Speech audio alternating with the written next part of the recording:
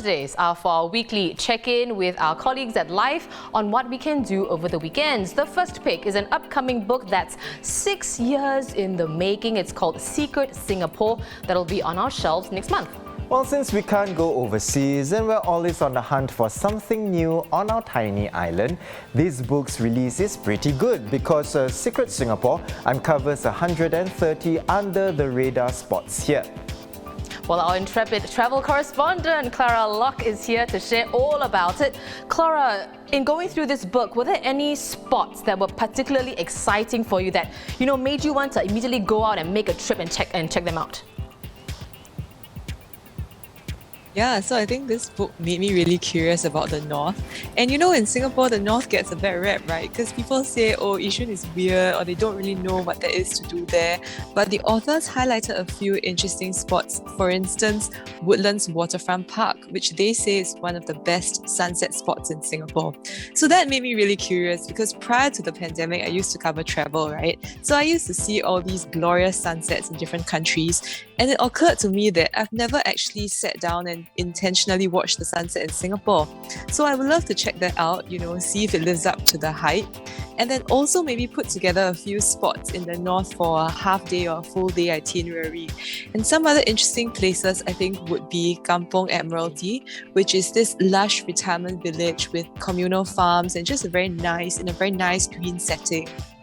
And I would maybe also check out Sembawang Hot Springs, which have been refurbished a few years ago. So people bring eggs and then they cook them in the hot spring water, and then they bring buckets so they can just sit there and soak their feet and chill.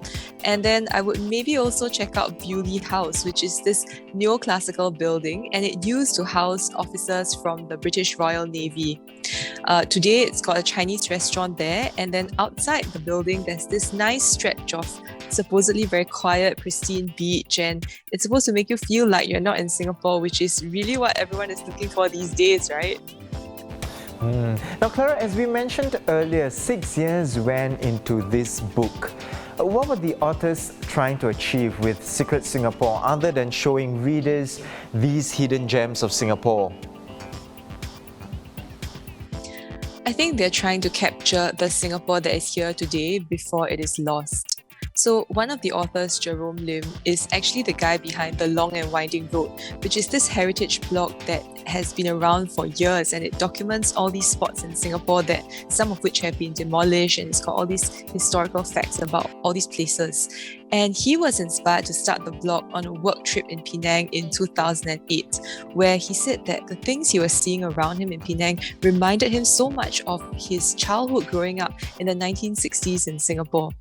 And he described to me all these scenes like the coastline in Bedok and Tanah Merah that he used to visit his dad, which no longer exists due to land reclamation. And then there are villages that are no longer around, department stores that he used to visit with his mum that have also been gone. And he described the Singapore River back then when it was still filthy and you could still see labourers unloading things from boats. And all this is a Singapore that doesn't exist today. So he started the blog to capture whatever's around us. And so the book became a natural extension of that. And in the book, he also captures aspects of our heritage, preservation and conversation, where civil society has become more vocal over the years, speaking up for places that they care about. So, for example, one of the places in the book is a pair of pillars from the Old National Library that have been preserved at Singapore Management University. And that was, according to Jerome, one of the first instances where people in Singapore came up in support of a building that they didn't want to see get torn down because they felt like it was such an important community area and was so unique to them and to being Singaporean. And so I think through the book, the authors want to get more people talking about heritage and open their eyes to the heritage in buildings and in places around us, because that's what becomes part of our identity as Singaporeans and is what is going to make us proud and unique of the country in the future. Well said. Well, that was Clara Locke, travel correspondent for the Straits Times. Secret Singapore is out next month. That's right. Now, Olivia, we covered the Oscar nominations a few days back, right? When they made an announcement for the nominations. Any particular movies stood out for you? Yes, Nomadland in particular really stood out for me. I saw the trailer; it was really riveting. And I do like Frances McDormand a lot.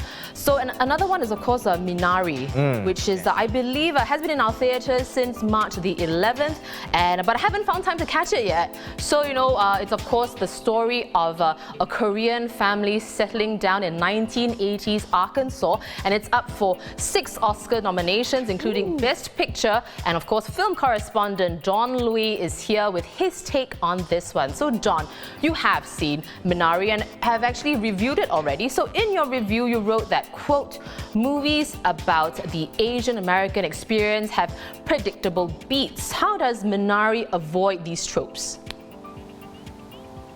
Yeah, I think you all know what I'm talking about. You watch an Asian American film, everybody has to gather around the table and 吃吃吃 or 家家家 kind of thing. And that is the shorthand for saying family togetherness or when a lot of family drama happens. Well, this one is a bit different. Lee Isaac Chung, the filmmaker, looks for small moments that say they are Korean. They are Korean and also Korean in a very strange place called Arkansas in America.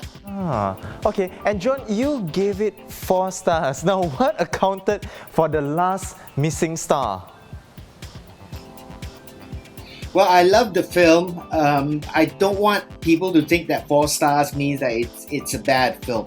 No, it means that I think the last star perhaps was missing because it's not a big scale film. Sometimes movies just hit all the emotional spots, all the brain spots and all the heart spots, but also it's big, it's grand, it's a visual feast. This one is not. It's a very small, intimate family drama. Right, I see. Well, the film has already won Best Foreign Film at the Golden Globes as well as the Critics' Choice Awards. John, do you see it following in the footsteps of Parasite at the Oscars, which of course, famously won Best Picture last year, or will Best Picture go to Nomadland, you think? Yeah, Nomadland is a strong contender, and Nomadland, I gave it 3 stars. I thought Minari was better. Nomadland kind of was a little bit too soft and romantic about poverty for me.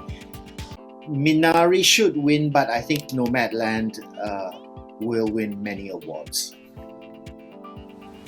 Thanks, John. We've been speaking with John Louis, film correspondent for the Straits Times. Minari is already showing in cinemas here. Yep, well, there's a new menu to look forward to as well. That's at the modern European restaurant Tablescape, which is at Grand Park City Hall. And food correspondent Eunice Quek joins us now to share more. So Eunice, this new menu, what's new about it from the previous iteration? Restaurants have to keep things fresh nowadays, so plenty of new dishes to look forward to. Interestingly enough, actually, the ones that caught my attention are the ones that highlight vegetables. And no, this is nothing to do with like plant-based meats, not about that. It's just fresh, seasonal vegetables that are presented and cooked really well. Right. So I suppose apart from the vegetables, what other dishes would you recommend from the new menu?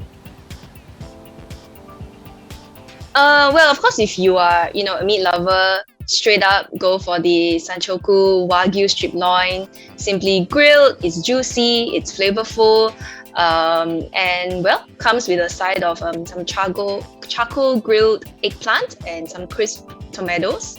The